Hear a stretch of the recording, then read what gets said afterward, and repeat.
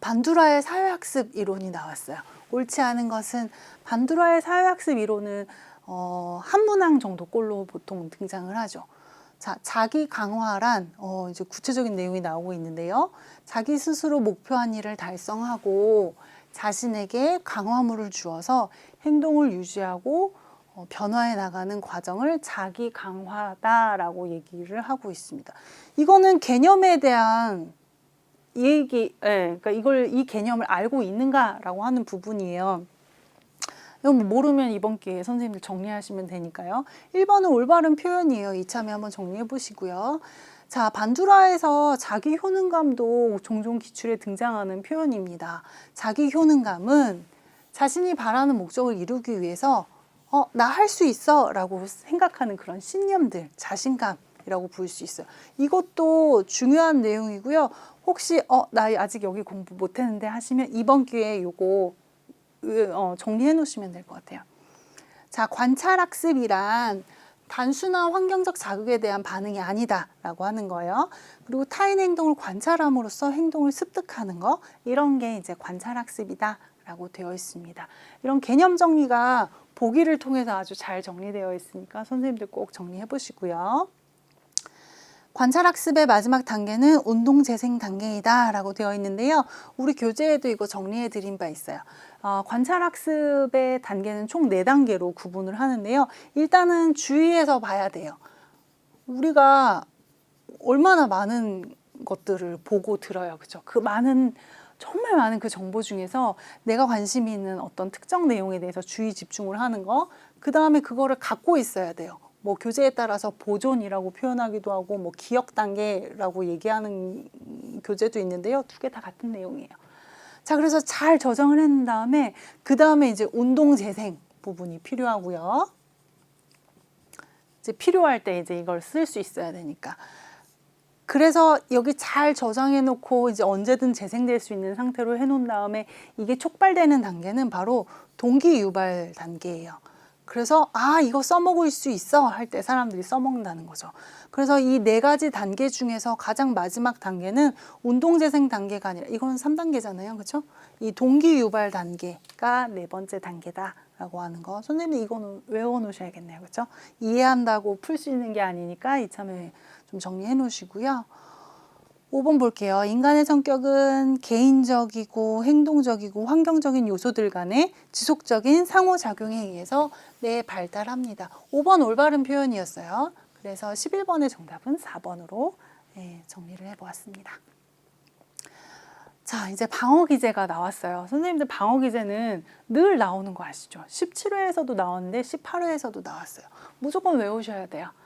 자, 방어기제는 일단 프로이드의 정신분석 이론에서 나오는 내용이고요. 나를 보호하는 무의식적인 방법인 거죠.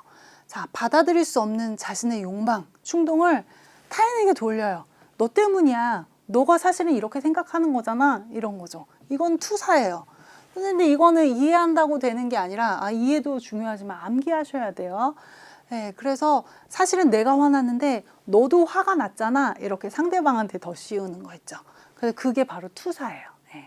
나머지 보기 볼게요. 전치. 전치는 옮기는 거예요. 그래서 원래 내가 어떤 대상에게 정말 막 본능적인 충동이 있어요. 근데 그거를 그 사람한테 하면 혼낼 것 같아요. 그러니까 덜 위협적인 대상에게 이제 옮겨서 발산하는 것이에요. 뭐 이런 게 있죠. 우리 속담에서 한강에서 뺨 맞고 종로에서 화풀이 한다. 이런 게 전치의 개념이고요. 어감은 말 그대로 꾹꾹꾹꾹 누르는 거예요. 나에게 고통스럽거나 너무 위험한 그런 감정, 기억, 충동 이런 게 있으면 무의식 아래로 계속 눌러놔요. 그래서 이것들이 의식화되지 못하도록 하는 거죠. 뭐 예전에 기출 중에서 이런 게 있을 수 있어요. 뭐 자신의 절친을 빼앗아 간 거예요.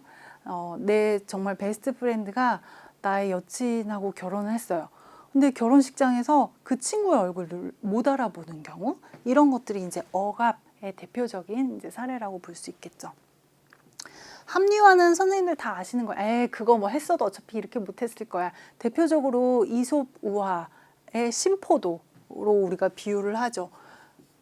그래서 자기에게 뭔가 그래 너는 충분히 그렇게 했어도 됐어. 그래서 정당화시키는 거, 그래서 자기만족을 얻는 거, 이게 바로 합리화라고 이야기를 하고요. 반동 형성은 반대로 행동하는 것이에요. 사실은 상대방이 너무 미워요. 근데 잘해주는 거. 뭐 우리가 속담으로 치면 미운 놈 떡 하나 더 준다? 이런 걸로 보통 이야기를 하죠. 속담으로 이게 등장하기도 하고요. 이런 식의 그 개념 짧게 보기에 해당하는 거 이렇게 고르는 형태로 지금까지 나왔습니다. 방어 기제는 꼭 선생님들 정리 마저 해놓으시길 부탁드릴게요. 자, 삐아제 등장했네요. 삐아제의 인지 이론에 관한 설명으로 옳은 것은 하고 나와 있습니다. 자, 구체적 조작기에는 추상적으로 사고하고, 아니에요 선생님들, 이거 구체적 조작기는 초등학생 정도 나이인 거 아시죠? 이거 단계별로 한번 좀 정리해 볼게요. 그래서 감전, 구형 이대로 외우시라고 했어요. 그래서 감각운동기, 전조작기, 구체적 조작기, 형식적 조작기에 대한 내용인데요. 추상적으로 사고하고 뭐 추론을 통해서 가설을 검증하고, 이거 지금 연역적 사고가 가능한가 뭐 이런 부분에 대한 내용이거든요. 이건 구체적 조작기가 아니라 형식적 조작기에 대한 내용이에요. 삐아제 이론은 그래도 잘 등장하는 내용이니까 선생님들 반드시 좀 정리를 해 놓으실 필요가 있습니다. 그래서 1번은 구체적 조작기 이 부분에서 틀렸고요. 2번 볼게요. 인지 능력의 발달은 아동과 환경 간의 상호작용에 의해서 단계적으로 성취된다. 맞아요. 그리고 순서는 변하지 않아요. 네, 모든 사람에게 다 감전, 구형 형태로 갈 거예요. 13번에 2번은 올바른 설명이에요. 자, 3번 볼게요. 인간의 무의식. 아니에요. 이거는 프로이드의 정신분석 이론이잖아요. 우린 지금 삐아제에 대해서 이야기를 하고 있고, 그래서 이거 틀린 설명이고요. 도덕 발달 단계를 삐아제는 3단계로 얘기를 했어요. 그래서 전도덕성 단계, 타율적 도덕성 단계, 자율적 도덕성 단계. 그래서 삐아제는 6단계가 아니라 3단계로 얘기를 했고요. 이 6단계로 얘기를 한 거는 삐아제 이 이론에 반해서 열심히 나도 이거 너무 재밌어 이러면서 이제 공부한 콜버그라는 학자가 6단계로 제시를 했죠. 네, 보존 개념은 전 조작기에 획득된다. 보존 개념 이런 것들은 정말 많이 나오는데요. 이거는 구체적 조작기에 해당해요. 네. 그래서 삐아제 이론은 이거 선생님들 반드시 감전, 구형 이 순서대로 다 잘 외워놓으시면 좋겠습니다. 14번 가볼게요. 행동주의 이론의 주요 개념에 관한 설명으로 옳은 걸 모두 고르라고 되어 있어요. 자, 인간의 행동은 환경적 자극에 의해서, 네, 맞아요. 행동주의 이론에서는요, 뭐 이 사람의 어떤 내적인 동기나 이런 것보다는 외적인 자극에 좀 더 관심을 갖고 있고요. 자, 니은 변별 자극은 어떤 반응이 보상될 것이라는 단서, 신호로 맞는 표현입니다. 자, 강화에는 정적 강화, 부적 강화가 있어요. 정적 강화는 그래서 즐거운 결과를 의미하는 정적 강화. 그러니까 좋은 걸 더 주는 게 정적 강화고요. 싫은 걸 없애줌으로써 자기가 원하는 행동을 더 많이 하게 하는 거. 이게 바로 부적 강화이거든요. 그래서 이것도 디귿도 올바른 설명이죠. 그래서 14번에는 기억, 니은, 디귿이 다 올바른 표현이었어요. 그래서 정답은 5번으로 선생님들 정리를 해볼 수 있겠습니다. 행동주의 이론도 그 기출 빈도가 꽤 제법 되죠. 자, 사회체계 이론이 나왔어요. 선생님들 사회체계 이론도 횟수별로 다르지만 뭐 보통 한 3문항 정도는 평균 출제된다고 보시면 돼요. 여기에서도 늘 개념과 관련된 질문이 많이 등장을 하죠. 일단 그 다양한 개념 중에 이번에 질문한 거는 체계 내부 간 또는 외부와의 상호작용이 증가해서 체계 내의 에너지 양이 증가하는 것을 의미하는 것은 하고 되어 있네요. 이건 개념에 대해서 충분히 알고 계셔야 되는 거라서 일단 이 정답은 시너지에 관한 내용이 나와 있어요. 자, 그러면 나머지 보기가 왜 아닌지를 좀 정리해 볼 필요가 있어요. 엔트로피는 네겐트로피랑 같이 연결해서 보셔야죠. 보통 네겐트로피는 엔트로피의 이제 이런 좀 부정어처럼 느껴져서 이거를 부정적이고 그래서 폐쇄형의 특징으로 알고 이걸 개방체계의 특성으로 아시는 분들이 계시는데 반대예요. 엔트로피는 폐쇄 체계의 특성이에요. 이런 거죠. 체계 내에 유용한 에너지를 사용해서 남은 에너지가 이제 없어요. 거의 이제 떨어져 있는 그런 단계죠. 좋은 유용한 에너지가 없는, 그래서 이건 폐쇄 체계의 보통 특성으로 이야기를 하고요. 시너지는 여기 이미 설명이 잘 되어 있으니까 넘어갈게요. 항상성이라고 하는 부분은 우리가 자동 온도 조절 장치, 혹은 체온 조절의 그런 원리를 생각해 보시면 돼요. 체계가 위협을 받았어요. 우리가 진공 상태에서 사는 게 아니니까 당연히 살면서 위기나 이런 갈등은 겪을 수 있잖아요. 이런 위협이 있을 때에 시스템이 나름의 안정성을 유지하기 위해서 애쓰는 것이 항상성이라고 볼 수 있습니다. 그래서 항상성은 근데 균형하고는 달라요. 균형이라는 단어는 보기에는 그럴듯하고 예쁘잖아요. 근데 이거는 폐쇄 체계의 특성이에요. 이건 꼭 같이 묶어서 외워놓으셔야 돼요. 균형은 에너지는 새로 들어가지 않는 상태에서 그냥 계속 그 고정화된 이제 이런 그 좀 경직된 그런 형태를 균형이라고 얘기를 합니다. 네긴트로피는 엔트로피의 반대예요. 그래서 외부로부터 새로운 에너지를 계속 끌고 오는 거죠. 이제 그런 개방 체계의 특성을 네겐트로피라고 한다라고 되어 있고요. 홀로는 이렇습니다. 이거는 이제 체계 이론에서 굉장히 중요한 기본 전제 중에 하나인데요.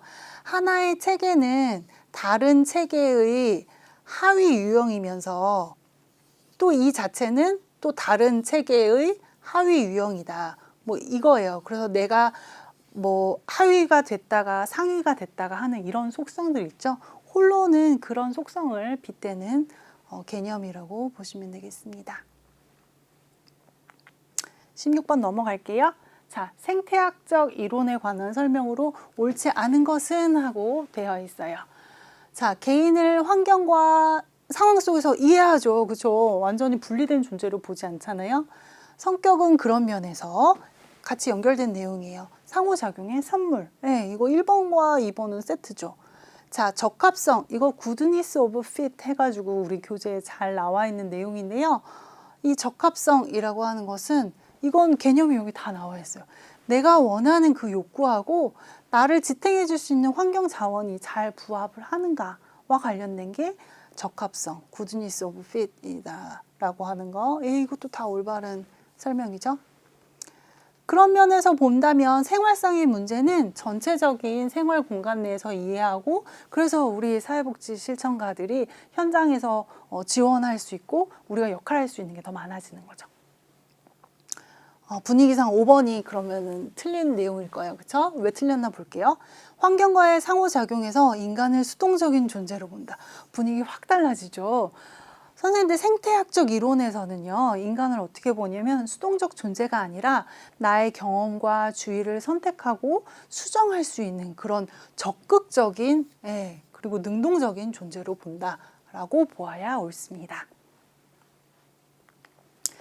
집단에 대한 설명으로 옳은 것은 되어 있어요. 이 집단 문제도 종종 출제가 되는데 어렵지는 않아요. 자, 보기 1번 볼게요. 1차 집단은 1차 집단, 2차 집단 그 구분을 할 수 있느냐에 대한 문제거든요. 목적 달성을 위해 인위적으로, 인위적이면 1차 집단이 아니죠. 이거는 2차 집단의 설명이에요. 이건 1차가 아니라 2차에 대한 설명이고요.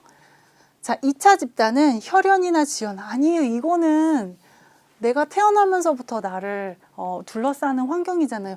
이거야말로 내추럴한, 이거는 2차가 아니라 1차 집단이에요. 자연 발생적으로 이루어진 집단. 그래서 요거는 거꾸로 해서 선생님들 정리하시면 되겠고요. 자연 집단, 내추럴 그룹 하고 나왔네요. 근데 이거는 용어상으로 봤을 때 자연적인 거로 해야 되는데, 특정 위원회, 팀, 이거 굉장히 인위적이죠. 선생님들 이거는 인위적 집단 혹은 형성 집단이라고도 교재에 다 잘 나와 있습니다. 그래서 3번도 틀렸어요. 자조 집단 볼게요. 비슷한 사람들끼리 서로 으쌰으쌰 하면서 바람직한 변화를 추구하고 서로를 다독여주는 집단이죠. 선생님들 이거는 꼭 우리가 외우지 않다 하더라도 사회복지 이미 선생님들 이미 그 복지 상식이 많으시기 때문에 이거는 쉽게 푸셨을 것 같아요. 자, 개방 집단은 집단이 진행되는 동안 새로운 구성원의 입회가 불가능하면 개방 집단이 아니겠죠? 당연히 가능하여야 개방 집단입니다. 집단에 대한 설명은 이번에 좀 쉽게 문제가 출제된 편이에요. 자, 8번 볼게요. 이제 태내기 발달 나와 있는데요. 인간 발달 이론에서는 태내기부터 영아기, 유아기, 아동기, 청소년기, 청년기, 중년기, 노년기까지 보통 한 문항씩 나온다라고 생각하시면 돼요. 이번에 태내기 문항은 유전성 질환으로 나왔습니다.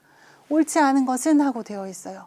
자, 뭐 환경 호르몬과 같은 뭐 이런저런 내용은 당연히 태아의 발달에 골고루 영향을 미치겠죠. 이거 어렵지 않았고요. 자, 터너 증후군 이건 외우셔야 돼요. 선생님들 터너 증후군은 여성에게 나오는 거예요. 근데 우리 교재에서 보시면 남성에게만 나오는 게 있어요. 그거는 클라인펠터 증후군이라고 해서 성염색체에서 X염색체가 하나 더 있어서 원래 남성의 성염색체는 XY잖아요. X가 하나 더 있는 거예요. 그래서 클라인펠터 증후군은 XXY에 대한 내용이고요. 이거 지금 다 혼재돼서 나오는 거죠. 터너 증후군은 여성에게만 나타나는 유전 질환인데 여성은 여성인데 여성 호르몬이 부족해요. 그래서 여성으로서 보통 우리가 나타나는 2차 성징이 이 친구들에게 나타나지 않는다라고 하는 거죠. 터너 증후군에 대한 설명이 틀려서 18번은 2번이 정답입니다. 뭐 양수 검사 같은 경우는 당연히 어느 정도 안정기에 접어든 다음에 하는 게 옳겠죠. 그다음에 육모막 검사 같은 경우는 제한적으로 실시합니다. 당연히 그렇고요. 다운 증후군은 선생님 이것도 다 기억해 놓으셔야 돼요. 다운 증후군도 가끔씩 보기 하나로 이렇게 출제가 되죠. 그래서 이게 21번이 아니라 17번 이러면 틀린 거죠. 그렇죠? 18번의 정답은 그래서 2번입니다. 이거 꼭 기억해 놓으세요. 자, 영아기에 관한 설명으로 옳지 않은 것은 하고 되어 있습니다. 제1성장 급등기예요. 맞아요. 지난주 다르고 이번 주 다르고 어제 다르고 오늘 달라요. 오늘 아침에 못했던 걸 저녁에 갑자기 개인기를 해요. 그만큼 정말 폭풍 성장기이기 때문에 그렇습니다. 올바른 설명이고요. 프로이드 이론에서 구강기에 해당해요. 입으로써 이 아이들은 모든 세상을 다 배우죠. 자, 삐아제는 감전구형에서 감각운동기에 해당하는 시기의 올바른 설명입니다. 자, 3번 볼게요. 생존 반사로서는 연화 반사, 이건 이제 삼키기 반사라고도 하죠. 빨기 반사, 맞아요. 사람이 먹는 거는 생존과 관련된 부분이에요. 삼켜야 돼요, 그렇죠? 빨아야 돼요. 이거 다 생존 반사 맞고요. 근데 바빈스키 반사랑 모로 반사는 생존과 관련된 내용은 아니에요.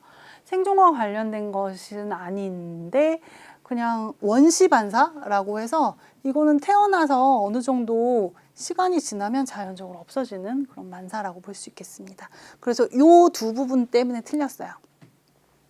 3번이 틀렸고요. 4번 볼게요.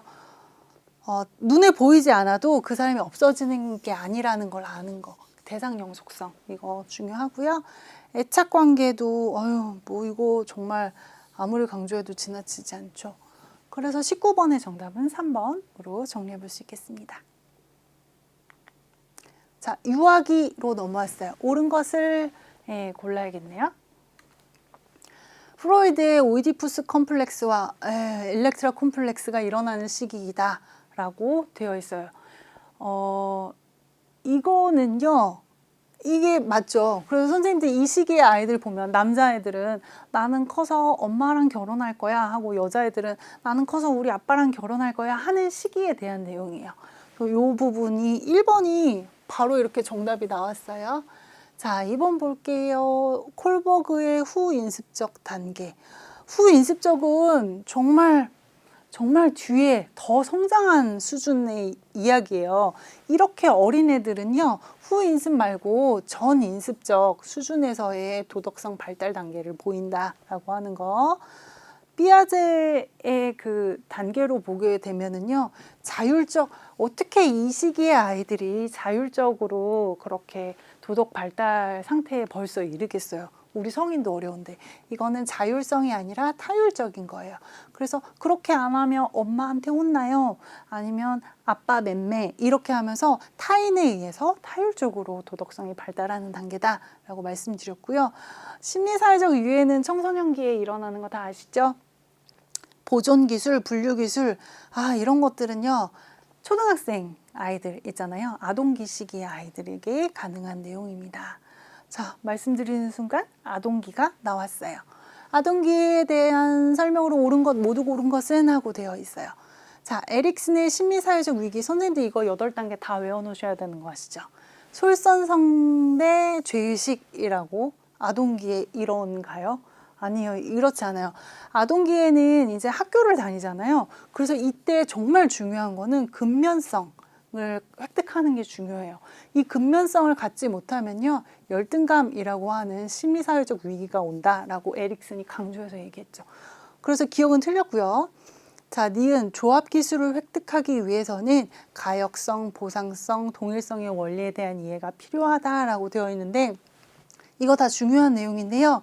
이거는 조합 기술을 획득하기 위해서가 아니라 보존 기술을 획득할 때 필요해요. 그래서 니은이 틀렸습니다. 자, 디귿 볼게요.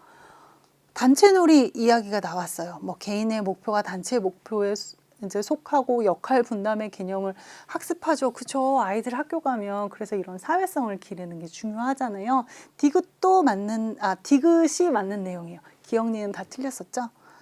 자, 추상적 사고가 가능해져서 이거 앞에서도 벌써 나왔어요. 이거는 형식적 조작기에 가능한 내용이에요. 청소년기 시기에 가능하다라고 볼 수 있겠죠. 그래서 모두 고른 것은 지금 디귿 하나만 맞죠? 네, 그래서 21번의 정답은 2번으로 볼 수 있겠습니다. 여기 솔선성대 죄의식이 중요한 거는요. 이거 유아기였어요. 요거까지만 좀 정리하고 다음 단계로 넘어갈게요. 자, 청소년기에 대한 설명으로 옳지 않은 것은 하고 되어 있습니다. 신체적 성장이 급속히 이루어지죠. 그런데 영유아처럼은 아니에요. 그래서 제2의 성장 급등기라고 이야기에 맞습니다. 올바른 표현이고요. 어린이도 아니고 키는 엄청 큰데 성인도 아니에요. 그렇죠? 그래서 주변인이라고 맞아요. 이렇게 부르죠. 상상적 청중, 개인적 우화 이것도 자주 등장하는 개념인데요. 이거 청소년기에 나타나는 것까지는 올바른 표현이에요. 이 보기가 틀린 건 뒤에 것 때문에 그래요. 상상적 청중과 개인적 우화는 정말 철저하게 자기중심적 사고의 대표적 특성이라고 볼 수 있어요. 뭐 이런 거죠. 상상적 청중은 사실 아무도 자기 안 쳐다보는데 애들이 다 나만 쳐다볼 텐데 하는 거. 이게 상상적 청중이고요. 개인적 우화는 자기는 오토바이 타도 안 다친다고 생각해요. 나는 너무 특별해서. 뭐 이런 거. 이거는 타인을 배려하는 사고가 아니라 정말 자아중심적인 사고를 보여주는 극명한 사례다라고 볼 수 있겠습니다. 자, 삐아제의 인지발달, 그래서 틀린 거는 3번이고요. 자, 4번은 올바른 설명이겠죠. 당연히 형식적 조작기. 감정 구형에서 형 부분이고요. 질풍노동의 시기, 뭐 이거는 다 우리 알고 있는 내용이잖아요. 그래서 청소년기는 그렇다. 22번의 정답은 3번으로 정리를 했습니다. 23번 갈게요. 중년기에 대한 내용이에요. 옳지 않은 것을 고르라고 하네요. 자, 에릭슨 이 8단계별로 이거 꼭 외워놓으셔야 한다고 그랬어요. 생산성 대 침체성, 맞아요. 이거 늘 나오는 패턴이죠.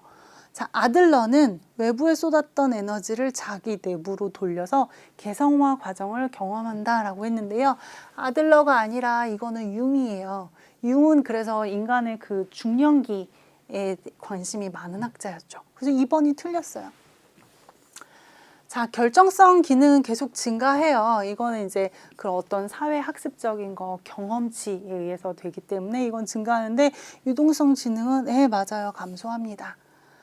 자, 다양한 신체 질환이 이제 나타나죠. 그쵸? 남성, 여성 모두 갱년기를 경험합니다. 남성의 호르몬은 테스토스테론, 그 다음에 여성은 에스트로겐 분비가 감소되죠. 이건 어렵지 않은 문제였어요. 융에 대해서 알고만 계시면 23번은 어렵지 않게 푸셨을 것으로 추측이 됩니다. 자, 이제 24번 볼게요. 노년기 나왔어요. 우리가 인간 발달 단계별로 한 문항씩 나온다라고 말씀드렸는데요. 이제 노년기 나왔네요. 감각 기능이 약화되죠. 그죠? 생식 기능 또한 약화됩니다. 로스 박사가 나왔어요. 로스 박사는 5단계, 그 죽음을 수용하는 5단계설 중요하잖아요.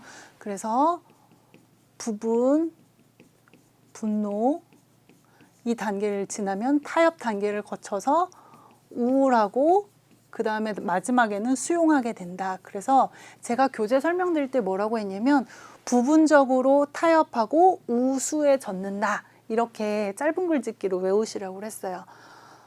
자, 그래서 5단계 단계 중에 마지막 단계는 선생님들 여기 보시면 타협 단계가 아니라 수용 단계예요. 이거는 외워놓으셔야 돼요. 예, 그래서 이걸 외우셨다면 쉽게 푸셨을 것 같고요. 그래서 옳지 않은 내용은 2번이었습니다. 자, 3번 볼게요. 신체 변화에 대한 적응, 평가, 역할제 조정. 당연히 너무 중요한 부분이죠. 그렇죠?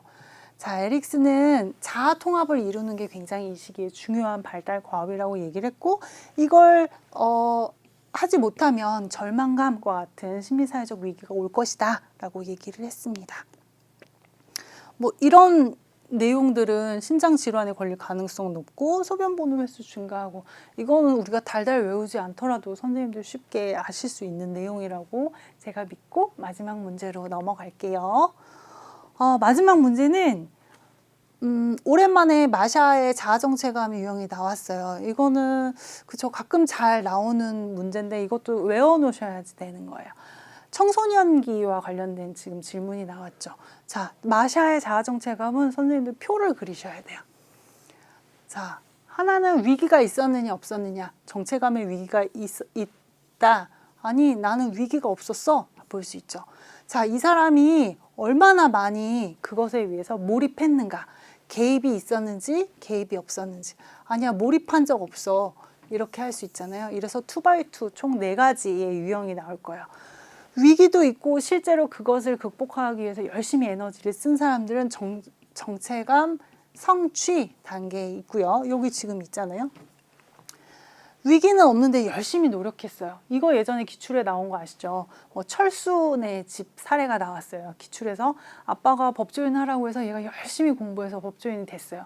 본인은 사실 거기에 대한 어떤 심각한 고민이나 자아 진로를 위해서 애쓰진 않았죠. 이제 그런 경우 얘는 뭐에 해당하느냐라고 되어 있는 문제가 예전에 나온 적이 있었는데요. 이거는 정체감 유실과 관련된 부분이죠. 위기는 있는데 개입은 없었던 경우 정체감 유의 이거고요. 위기도 없고 개입도 없는 경우 정체감 혼란인 거죠. 4가지 유형 중에서 가장 좀 걱정되는 부류는 이쪽인 거죠. 그래서 이제 속하지 않는 것은 여기에서 보면 선생님들 지금 혼란도 있고요. 그쵸? 유실도 있고요. 유예도 있어요. 근데 여기 보면 정체감 수행 이 부분만 빠졌거든요. 그래서 25번에는 1번이 마샤하고 상관이 없는 내용이었습니다. 자, 이제 저랑 정리하는 거는 이 정도 수준에서 넘어가고요. 선생님들 교재 덮지 마시고 교재에서 우리 지금 아까 이거 보시고요, 요거 보시고 했었던 부분 있잖아요. 그거 꼭 정리하고 책을 덮으시면 더 좋으실 것 같습니다. 자, 수고 많으셨습니다. 감사합니다.